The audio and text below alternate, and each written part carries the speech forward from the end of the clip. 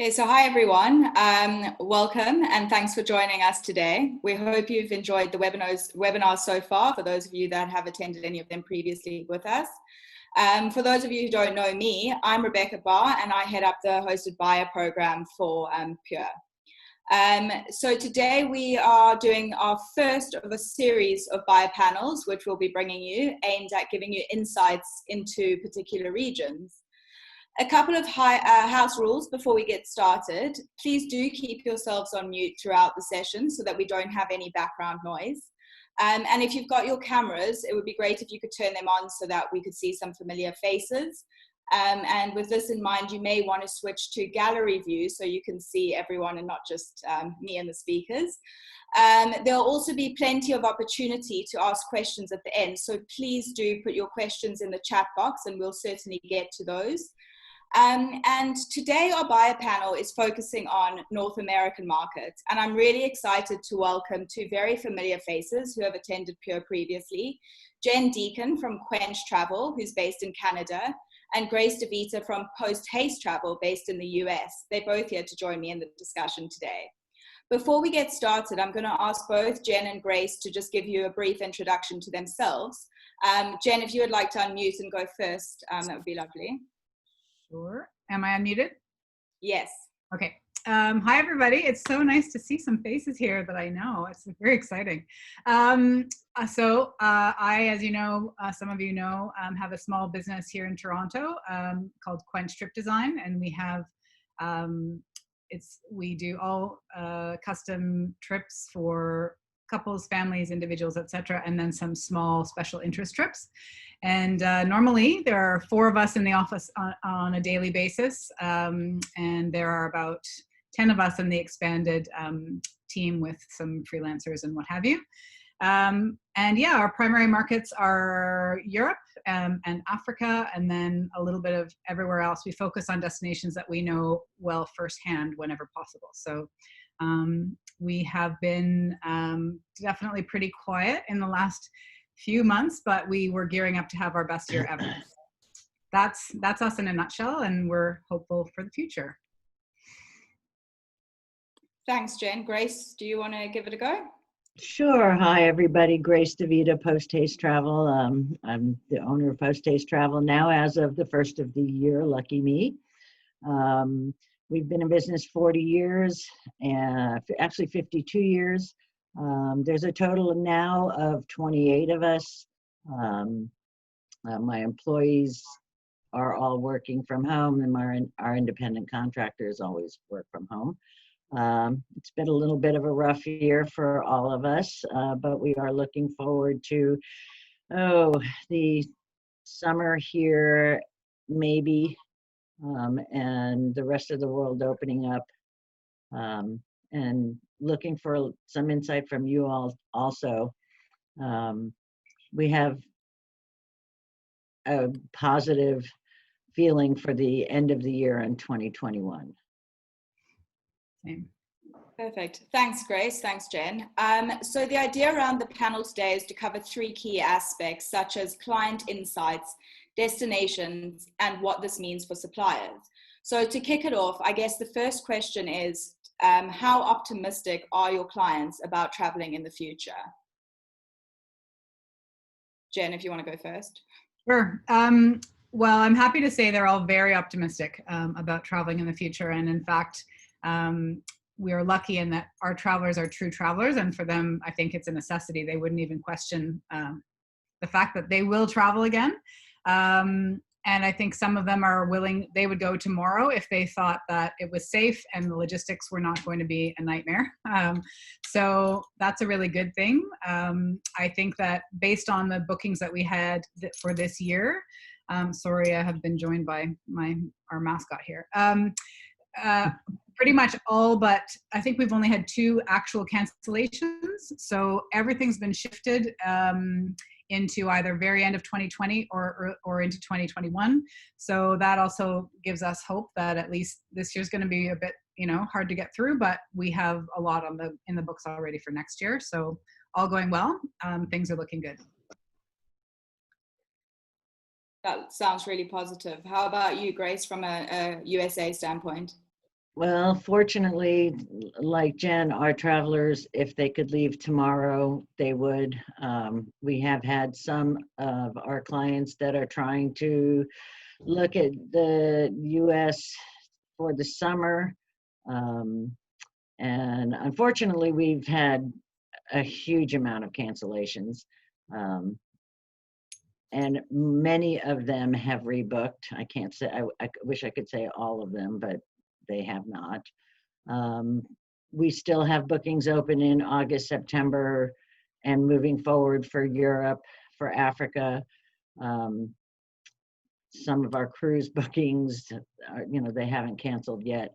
But the general consensus is for our best travelers, if they could leave tomorrow, they would. And again, the same problem is, how do they get there and what countries are open? And they're not giving up and we're not giving up. It's, the logistics are kind of a nightmare. We're hanging on to the bookings for Europe for the end of the summer and for Africa from September onwards right now. Morocco has been a big request. But yeah, people they know they're going to travel. They're just waiting. We don't have too many that are afraid. We don't have too many clients that have said they're going to wait for a vaccine. The ones that are going to travel are going to travel. They're going kind of stir crazy being stuck here. And Grace, what do you think is the biggest change in their mindset that you've noticed throughout this? I think the biggest thing that we've seen is they're willing to take not so much risk, but to look at destinations a little bit differently, to think about going someplace that they would not have thought about going to before, because I think, as we discussed earlier, Rome is going to be there. So if instead of right now looking at just going to Europe, they are looking at destinations that may open earlier that they wouldn't have thought of before. And that's kind of a nice change. Our advisors are working really hard to find places that clients can go to. And it is frustrating. It's frustrating for us. It's frustrating for the clients because they're ready to go. Yeah. And everyone, at least our clients, they understand that they're not going to get a deal on an airline. It's going to be difficult. They're not looking for deals. I think that's something that's really important. People that want to travel and are going to travel first, I feel, they're going to pay whatever it costs as long as they're getting the experience that they're looking for. That's really interesting. Jen, what would you say in terms of your clients? How's their mindset now? Has it changed a lot or similar to what Grace is saying? I think it's very similar to what Grace is saying. I think we have noticed kind of an interesting divide and somewhat ironic divide. A lot of our clients are right in that sweet spot to be the most concerned about, getting COVID. And so, but we find that they're actually the ones that are much more cavalier and they like, life's too short and let's just deal with it. We'll go places that are safer. I mean, I think now, obviously, safety is of the utmost concern. They want to go to places where they feel that there would be good healthcare if they needed it, and where it would be a little bit easier to get out if necessary. I think a big concern is not so much as we said, it's really not so much the actual traveling they want to do, and they want to go pretty much anywhere that they can. It's just, what happens then when they get there? Do they have to quarantine? Do they have to, extend the period of time to a point that's not really realistic for them, because then that does factor into costs. And I think that the Canadian market is a little bit more price sensitive in sections. Like, they're more selective about how they spend their money. So they'll definitely spend very willingly on an experience. But if the airline situation is such that it's just prohibitively expensive to fly places, I think we'll see a return to more domestic travel, at least in this next year, and then see how it goes from there. Okay, and do you think that in terms of the demographic of your clients, do you think this makes a difference in terms of who will feel safer to travel sooner and where? I think it's really like everyone we've spoken to really is anxious to go. So I think it's really just a question of when. Like I think it does divide the people that would go tomorrow if they could. Like the minute they thought they could get on a plane, they would go. And then there are some that are cautious. They're worrying about the next wave. And so that I think those people are thinking, well, we're not going to even think about it till January, February 2021. But some of them are still really keen. We still have a group trip scheduled for end of October, and they're all really keen to go. So, and a lot of them are up there in their 60s and 70s. So I'm cautiously optimistic that we'll pull that off. I don't know, but. And Grace, how about you? Ours are similar. The most interest that we've had right now and active bookings are for families traveling together. We've had 1 or 2 cases where it's a group of 27 and they're renting a villa for the entire family. They're moving it from July till later in the year, but the grandparents, and there were 2 set of grandparents that are a little bit concerned. So they're not going to cancel, but they may move it to further out in the year or the beginning of next year. That's the only concern that we've heard, is when it's an elderly grandparents, family traveling together. But in general, our travelers, they really aren't afraid. I think that, yes, there's concern about being stuck somewhere, the air, how difficult is it going to be to get somewhere? And the U.S. market is different than the Canadian market. Our travelers are a little bit different. I've been surprised at how few of our clients have really shown any interest in traveling domestically. There's some, it's funny, the U.S. market, there's so many people that have never seen the U.S.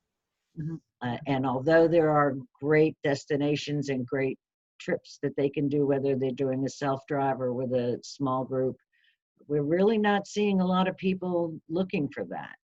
They want to go to someplace that they haven't been, taking this opportunity to do that. It's, as we all know, it's going to be slow and it's going to be careful, and that's what our job is to help them find that. So Grace, in light of what you just said, do you think that the destinations that your clients requested or used to request has changed since COVID, or are they still requesting those types of destinations? It's changed a little bit.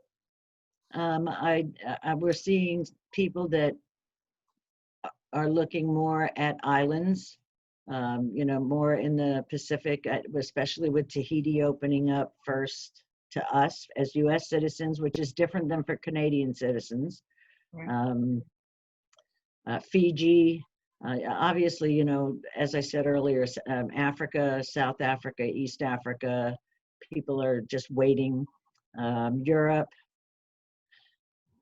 people are we still have those bookings open. They're hoping they can go. But again, it's, unfortunately, I think South America is going to be out for a long time. And anything that we had, whether it was a cruise or a tour or an FIT, that's going to be the longest continent to come back, is what we think. Okay. More so than Africa. Sorry, Jen, go for it. No, I'm just curious, more so than Africa, and that's interesting. Yes. I mean, we have clients that are interested in Ethiopia and Morocco right now, Mongolia. I mean, if they could go to Nepal, they would go to Nepal and Bhutan, but those aren't going to happen yet. But South America, I think, is going to be tough. Jen, what about you? Your clients, Canadian markets, have the destinations changed much since COVID from what they were looking at previously? Actually, not at all. They really, I think it's just slowed them down. It hasn't changed them. Even Italy is such a big one for us. People have just shifted to next year.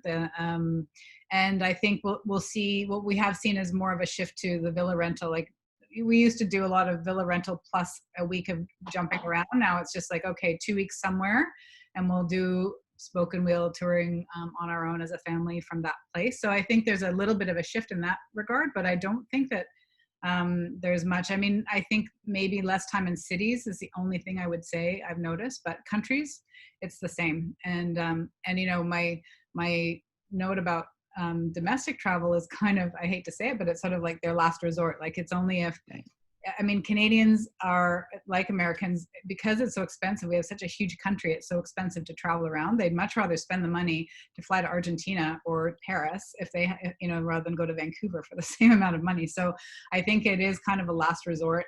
They think of it as a road trip, and we wouldn't even probably get involved in most places. So, so I'm actually grateful to see that they're unfazed, and they, you know, there's that divide between people that think it's all been blown out of proportion and it's not that big of a deal and they'll go anyway, and they would go tomorrow. And then there are the people that think, no, we have to be cautious, we'll go in 6 months, and we'll just keep our plans and move them forward.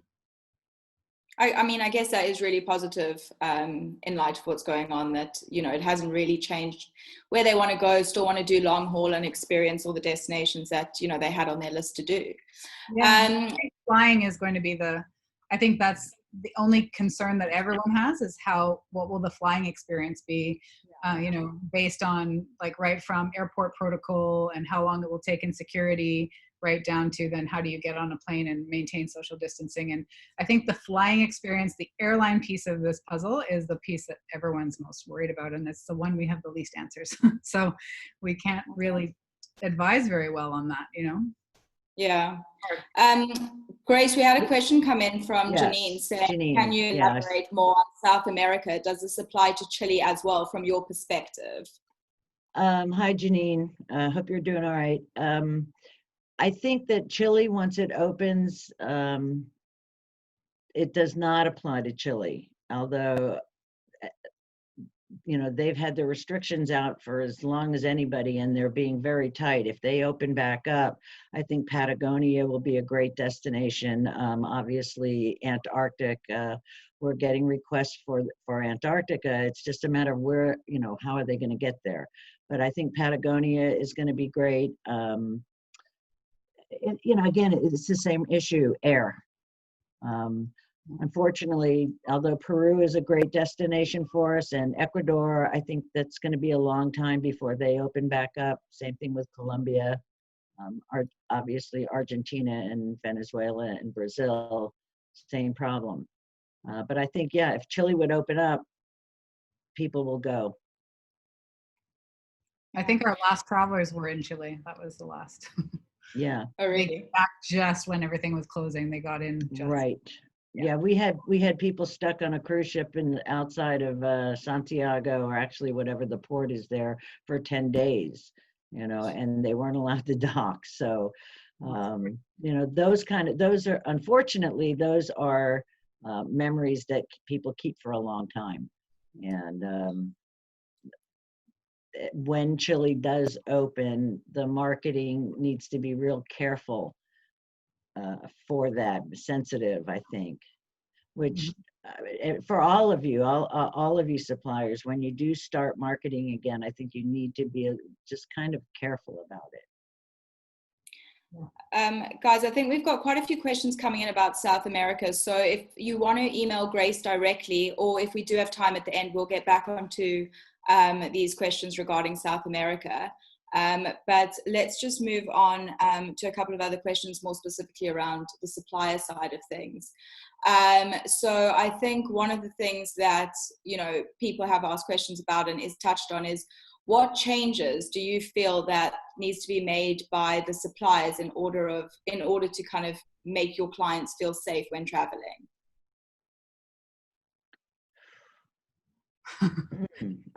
That's a tough one, because the type of clients that we have, in the past, you know, they're intrepid travelers. They trust us and they trust you to keep them safe. And I don't know that that much really is going to change. Maybe in the communications, there are those people that are concerned about cleanliness, um, um, but more, I think that's more geared towards the flights and hotels than the destinations and the experiences that they're looking for. I think people will just want to know that the flow of information will be good. I think they'll have a lot more questions, and that's why, I think we all are lucky in that way, that we're in a market where people will, because they trust us and they know us, they trust us to advise them well, and they trust us to choose our suppliers well. And I know a lot of them have said, this is why, like, your business is more important than ever now, because we're going to need these reassurances. We're going to really want to know, like, ahead of time, walk us through what it's going to be like when we get to the airport. On the other side, how do we meet the driver? How will the car be? Will there be a different protocol? Will there be, all of that stuff? I think we're going to rely a lot on our suppliers to be very specific and say, okay, this is how things are going there. And also the reassurance that, yes, the hotel is clean. Yes, everything. I mean, I think it's just going to be, even for the people that aren't especially nervous, they're definitely going to want to know that we have the information if they have a question, and then if anything happens, that we can help bail them out. Yeah. And that will hopefully be the constant communication, on trip-to-trip basis with our suppliers, is going to be. It's always essential, but it's going to be really key in the first phase. Yeah. So that kind of collaboration between you, the kind of booking agent, travel designer, and the supplier themselves is kind of what's going to give your clients a peace of mind to know that, they'll be in safe hands on the other side. Yeah. And whereas we used to, sort of emphasize our creativity and our, exclusivity and things like that, I think now safety is going to be of utmost importance. Yeah. And one thing I'd like to jump in here. Some of you already do that, but daily communications, if it's a longer trip, and I know it's on our questions here, our clients are looking at longer, more engaged travel, the ones that are ready to travel now. One thing that's always helped us is when we get a communication every day on how that day went. I know it's extra work for everybody, but those are the clients that come back the most satisfied, and those are the clients that, if there is a problem, that we can all jump in and make sure that it's taken care of. I think that's going to be really important on tours, different destinations. The daily communication, so it proves our value. On both ends. Yeah, I think that's really insightful. And I think you did touch on it, is what I was going to kind of get to next. But in terms of length of stay of trips now, kind of looking at future bookings for, 21, 22, has that changed? Have these trips that people would normally do in a week now moved to 2 weeks? And then also, just to add on to that, it kind of does link in who people are traveling with now. Has that also changed? Because we seem to hear that it's now there's more, bigger family trips taking place for a longer duration. Yeah, we've seen that people are willing to look at, 10 days, 2 weeks, in some cases longer, depending upon the time of year. Here in the US, if schools don't reopen and they continue to do remote learning, what's going to happen then? Parents understand that travel is educational for their kids, and if they're going to travel as a family, they'll be able to do that. That's another thing we have to wait and see. I'm down here in South Florida, and Jen's up in Canada, and we couldn't be further apart on the North American continent with, different restrictions and rules. So, our insights are different about that, but I can see that if schools continues to be remote, parents will take their kids out and travel and are looking for that type of experience as an education. Yeah. And are willing to stay longer. Yeah. it's not our market, but there's going to be a lot of stranded first-year university students too that'll probably want to travel. And anyway. Yeah, I think Brooke's question here, I'm just looking at, really does tie in with this. She said, I keep hearing about longer stays in fewer places with private villas, private flights. Do you think this will be the same in Africa, of wanting to spend 2 weeks, but maybe only 2 places instead of 2 to 3 nights in many different regions? So I think that kind of ties into that question as well. Brooke, we absolutely agree with that. Africa is special in its own way, and over the years, where people usually would stay 2 nights at one camp and fly somewhere else and 2 nights at another camp, that may continue. But I think that if they do longer stays, and instead of 14 nights or 10 nights, that they do 3 weeks longer stays at camps or different parts of South Africa, parts they haven't been to before. Yeah, I think so. I think that they're going to want a little bit more cultural immersion, not necessarily going on a game drive every day, or going to, spending more time in places that they just haven't been before, whether they're first-time travelers to Africa or not. Yeah. I think, Brooke, I assume that does answer a bit of your question there as well. And Annie Lucas has also written a question which, again, kind of ties in with future bookings. So she's saying that new bookings coming in at this time, what are clients expecting? Are they expecting special offers, or kind of what is their expectation now? I don't think anyone's expecting special offers. I think everyone understands that it's probably going to be more expensive, and there will be more challenging logistics and more of everything.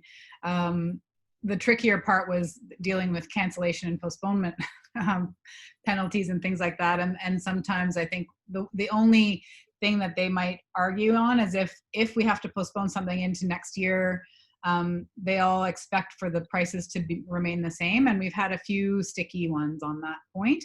But otherwise, I think no one, at least of ours, no one expects a deal, which is great. Yeah, I agree. We haven't had anybody that's expecting deals. And if they do, they can go online and do that themselves. Exactly. Yeah. All those people that say, but on Expedia, I can see it for this. Like, well, then go for it. Go for it. Yes. Go for it. Yeah. Yes. Yeah. Yeah. I think we all agree on that. Yeah. Yeah. Okay, awesome. Well, guys, those are kind of the questions from me. So thank you so much for answering all of those. And I think that we'll now move on to the official Q&A, because I know that there are loads coming in. So please do continue to send any ones you have. I think it will be great to get some more insight on and answers to all of your questions. So the first one I'm going to ask is from Vincent, who said, do you think that flexibility in cancellation or modification policies could encourage your clients to book South American destinations for, say, the beginning of 2021? I think it depends upon what part of South America. Mm-hmm. Unfortunately, again, being here in South Florida, the news that we get is different than maybe other parts of the U.S. It's almost a daily barrage. And saying specifically Bolivia. Bolivia, boy, I'll go tomorrow to Bolivia. Yeah, that is. I think absolutely people will go there, especially most people haven't been there. It's one of those places that shouldn't be missed. It's not hard to get to from here if there are flights. And our clients are all over the country, but when I say here, I mean from the US. Safety as a country has not been an issue. Yeah, I think Bolivia specifically will be a great place to go. Mm-hmm. And again, the one thing I want to add to that, and it kind of ties into what Brooke said, and I think maybe Janine also. Yes, people are looking for villas. They are looking for a little bit more privacy. They are looking for. They still want the service. They want to make sure that how are they going to eat? What's the food situation? Is there going to be housekeeping? Little things like that. They'll pay for that. Yeah. You know, if they're, and they will stay longer. Yeah. Yeah. Amazing. Thanks for that, Grace. So the next one is from Andrea, and we are being asked, would clients be open to traveling to Asia anytime soon, or do you think that will still take some more time? I think, again, it depends where in Asia. Yeah. Yeah. Probably not China. I don't know. Probably We not. had some people in Vietnam and Cambodia up until just before. They were traveling very happily. And those are the, we don't deal a lot with Asia. So those are our primary two countries that we send people, and they're still on people's lists. So Yes. And Sri Lanka? That's what Andrea has been asked specifically on Sri Lanka. Not on anybody's radar right now. Yeah. No, I will agree with Cambodia, Vietnam, Thailand, parts of it. Mm-hmm. That's, again, the younger generation. They want to go as soon as they can. Yeah. Okay. And then we've got an airline question. So has anyone had any experience with airlines like Emirates and the pre-board rapid testing, as Belize has only 20 cases? It's the prerequisite for border openings. They're curious to find out if there's other airlines you guys know of with such protocols. Every airline is different. Yeah. And here, I mean, there's been so few international flights. I mean, the domestic flights that some of my advisors have taken within the US, I mean, they have to wear masks. They aren't taking temperatures, but they have to wear masks. The different airlines have different boarding protocols. But there's been so few international flights that we really don't know. Mm-hmm. Yeah. You know, by the time those start back up, everything's going to change again. Yeah. There seems to have been a real mix of experiences, that even people that were coming back from their March breaks and things were just starting, to just the domestic flights I'm hearing about now. Some, you know, masks are required once you're on the airplane, but not when you're lining up, and there's no real distancing while you're getting on board. It seems very, I mean, I think what's has been confusing throughout this entire situation across the board on almost any level is, you know, whether it's your grocery store experience or your airport experience, like a lot of the guidelines seem to be more like suggestions rather than rules. And so it's very difficult to know, like no one's following a rule book. Everyone's just sort of going, well, here we're going to do this and there. And it's like, it seems to change day by day, and it's incredibly confusing. So, yeah, I think that's incredibly true. I think nobody knows, and everything is changing day by day. As you say, there's no official rule book or something we've learned from the past. So I think there's another very interesting question here from Carol Hinch. It says, how close to the departure date are clients postponing or cancelling? Here in Ireland, we still have large numbers of North Americans still due to travel in August and September. And how realistic are these bookings? Well, we've had quite a few Ireland bookings cancel that were due to travel in June, July, August, September, because the communications from the UK are so confusing. And most of those people have taken the future travel credits and are willing to rebook, but it'll be in the spring. I mean, that's what we're seeing. yeah. Some people are still holding on, hoping they can go in September. But we have to wait. I mean, everybody has to wait. Mm-hmm. Yeah. Yeah, for us, it's been like a rolling process. So it seems to be about 2 months out that people are doing it. The last postponement we had was last week for a September trip to Italy. So pretty much everything. We have actually one still in the water for Namibia in August. We'll see. But everything else, I think, through till middle of October has been postponed. So it seems to be a couple of months out. The hopeful ones will hang on for as long as they can. And then I think they feel like, also an issue, you know, with cancellation terms, I think people, if there's no benefit to them canceling now versus closer in terms of their penalties and whatever, and the terms keep changing too. So I think a lot of people are waiting till a little bit more last minute if they have hope of traveling. So I think this ties into exactly what you've just said, Jen. Another question that came through: with good flexible T&Cs, would clients be encouraged and more comfortable to book? 100%, I would say, yes. Yeah. Yes.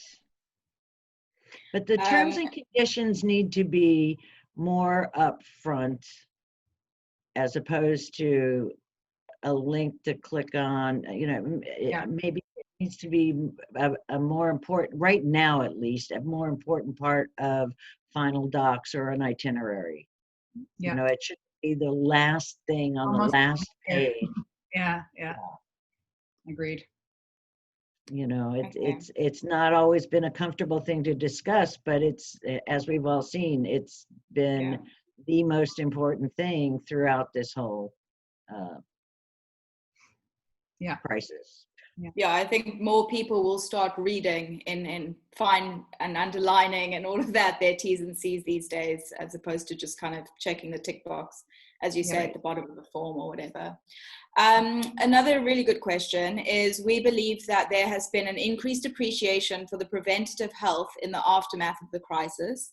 Is the demand for wellness holidays in India or in general likely to see an increase?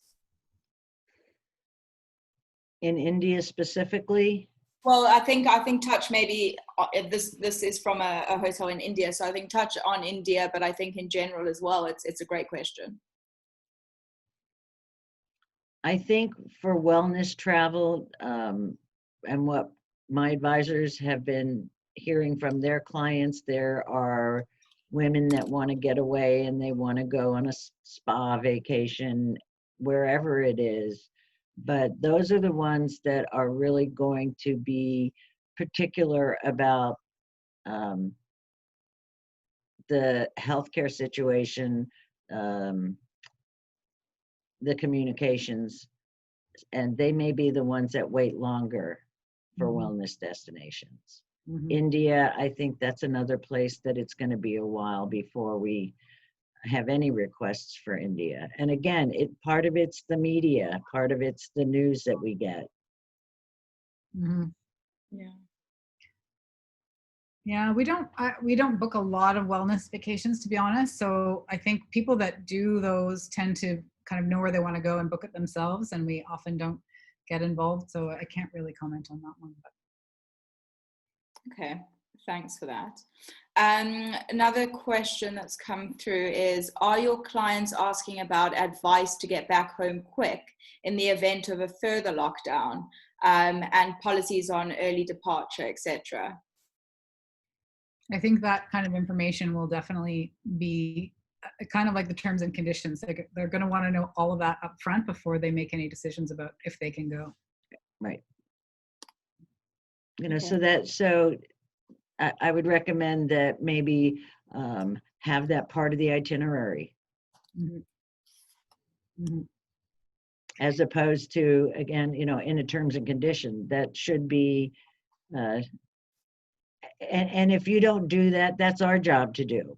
On the agency side, is make sure that our clients are comfortable that if something happens, whether it's this situation or any situation moving forward, we need to be more mindful of that. Yes. Yeah. For the future. And I think it's our value. Yeah. I think in advising people, the people that are really blank slating it and saying, okay, we want to go somewhere, where should we go? I think the places that have the best possible scenario and backup in place are the first places we should recommend. Yeah. Are you getting many inquiries for, the Christmas period, December, January? Are people looking a bit positive along those lines? Yes. Yeah. Oh, that's good. I'm glad to hear yes. And that's mostly villas. Right now, Caribbean, some US, some Croatia. Yeah. But again, those are almost all villas. They're almost all families, longer stays again. but those are the people that, again, they're looking very carefully at, when's the latest they can make their final payment. Yeah. I think that's deposits are one thing, a final payment, if it can be closer in, is going to be important. Yeah, definitely. Yeah. Okay. Guys, keep posting some questions. We're down to the final few, so we do have time for a few more if you've got anything else to ask. But another question we have here for you guys from Patricia is, do you think that the response to or control of COVID-19 in different destinations will impact people's decision to choose one destination over another looking into 2021? From Ireland, where we've had a great success in controlling the disease. Yeah. I think so. I think people have short memories. Yeah. So I don't think they're going to be worried about how a country handled the situation from the beginning, because nobody's done it right. We're all making it up as we go along. I think what'll be more important is what the situation is during the time they plan to travel. Mm-hmm. But I think it also, and maybe again, this is a difference, but people will, I agree with you 100% that they won't really care that much as long as it's safe when they go. But if the overall story arch, as it were, is that it started out in a relatively good place, I think that will be seen as a positive thing. Okay. And then I guess in light of that as well, Gail's asked, are clients concerned about travel insurance and whether it will cover them from or for the issues around COVID-19? Yes, definitely. We've had in March especially, a lot of questions around insurance. And again, it was a moving target because the insurance companies were changing constantly at that point, whether they were including COVID, and it was shutting down daily, whether they were covering COVID-related issues. So very definitely that's going to play a factor. And, it's hard to be educated on all the different insurance policies out there, and we certainly aren't. We have a few that we work with a fair bit, and then we try to, just if people have a company that they work with, we try to help them wade through the details and figure out what their best options are.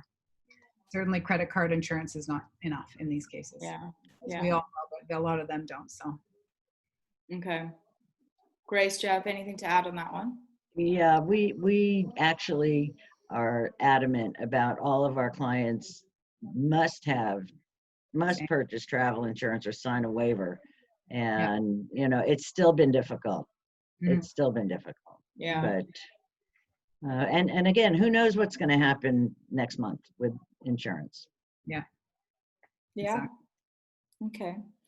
And then what is the perception, I think, Grace, this is specifically for you, what is the perception Americans have about North America as a destination in view of the current circumstance?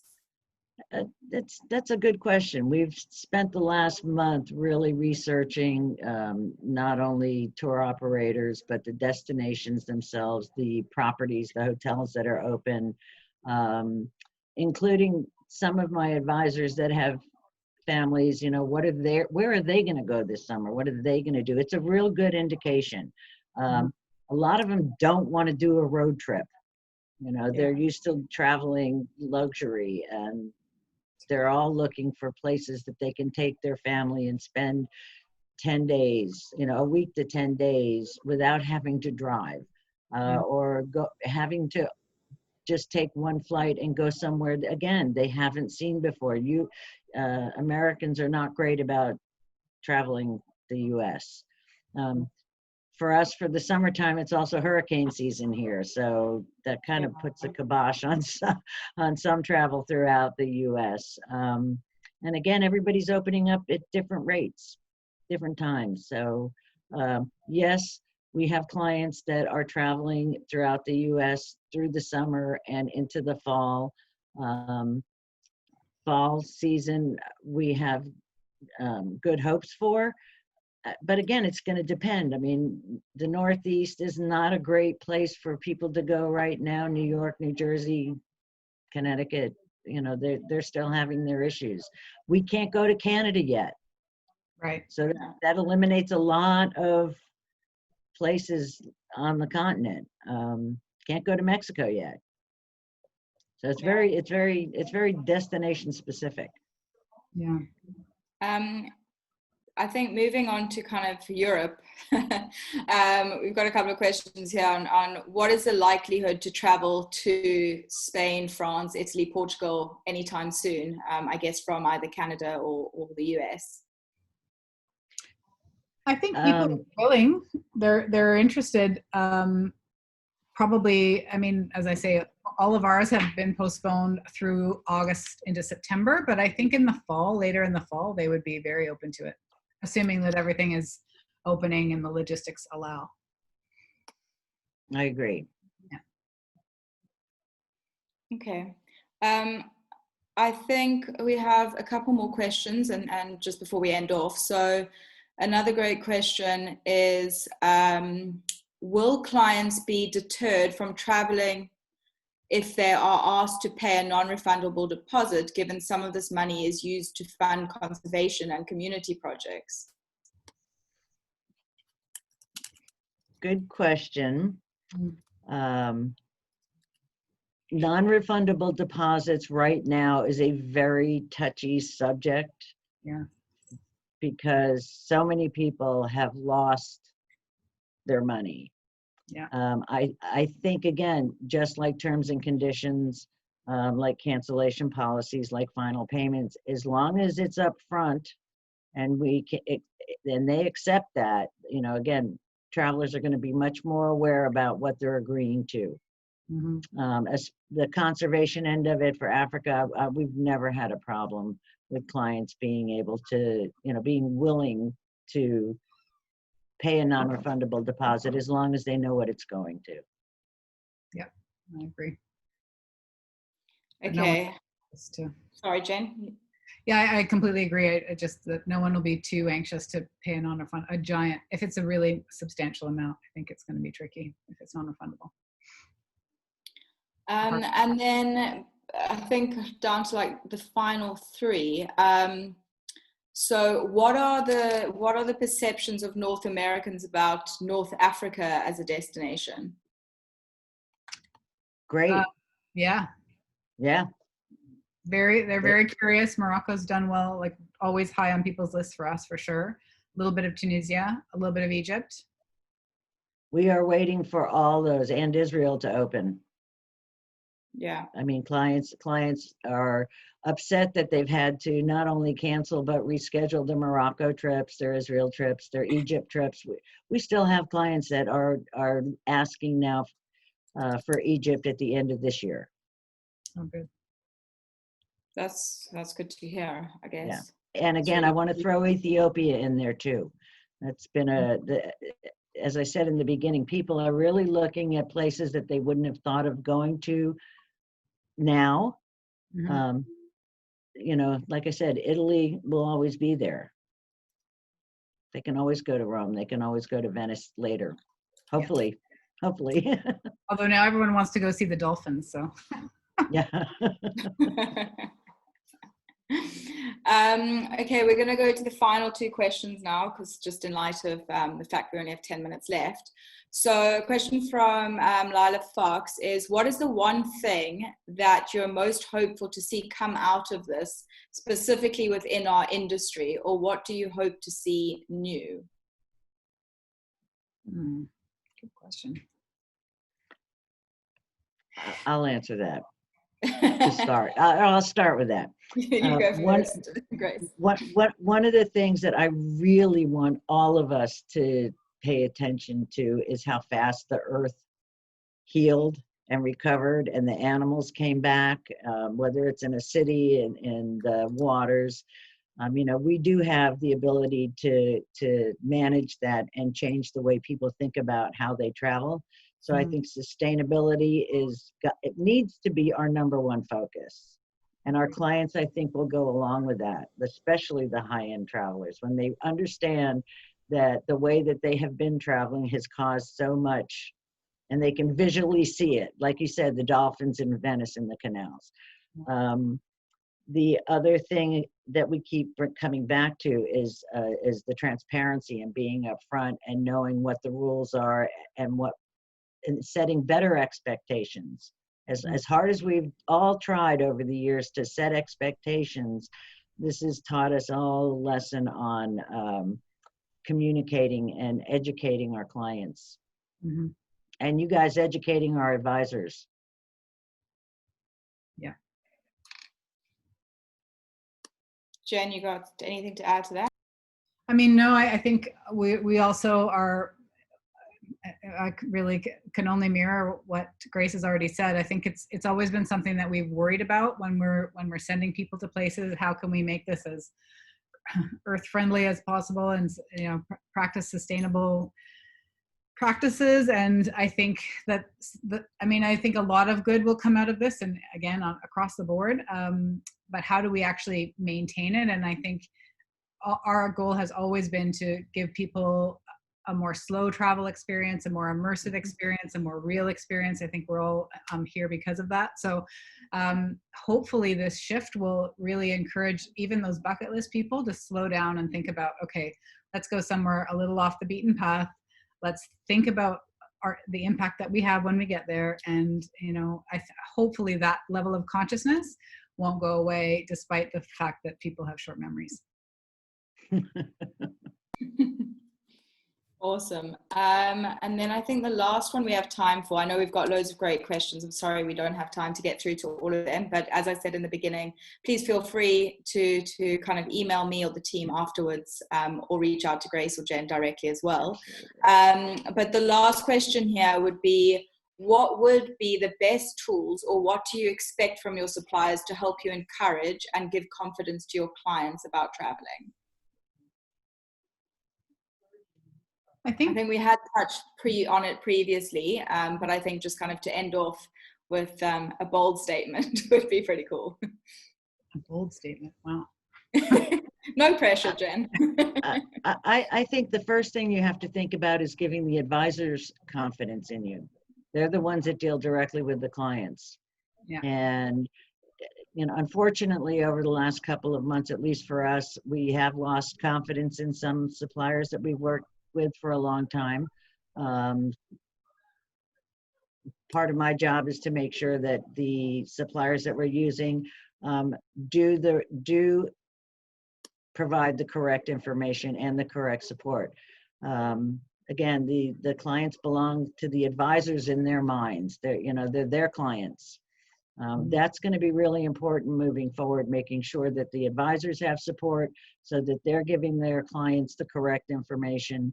And then we're confident that you're going to take very good care of the clients. Mm-hmm. Yeah, it really just boils down to information and really available information, probably a lot more. I mean, I think one good thing also that will come of this is that we relied a lot on email before, and we didn't pick up the phone as much as we should have. I think now it's going to be a much more direct communication, hopefully, because now we're all a bit more used to it in this period, and it's actually a good thing. So when there's an immediate need for a question to be answered, just pick up the phone and call. Don't wait for an email response. Don't, a lot more face-to-face is, I think, going to be an important element of this too. And even, now that we're all so comfortable with Zoom, like maybe more kind of Zoom meetings with our teams so that they really get to know, like we have the benefit of getting to know everyone, through Pure and things like this, but our teams don't always get to meet people. And I think that direct relationship, as Grace said, is huge because it gives them a sense of ownership and confidence that we have, but they don't necessarily have. Yeah, I think those are great answers, and I think they should definitely be applied if they aren't already being applied. So thanks for that, and I think a big thanks to both of you, Grace and Jen, for joining us today. I really do hope that everybody found the session really insightful and beneficial. And as I've mentioned, if you do have any further questions, please feel free to reach out to me, the team, Grace or Jen directly. We'll all be happy to answer any further questions you have regarding this. And then also just keep an eye on your inbox for more sessions from Pure next week. And look out for the key takeaways of today's session, as well as the recording if you have missed any of it today. And I think that's all from us and the Pure team. So thanks everyone again for joining, and we hope to see you soon. Thanks, guys. Really nice Lovely to to see everyone.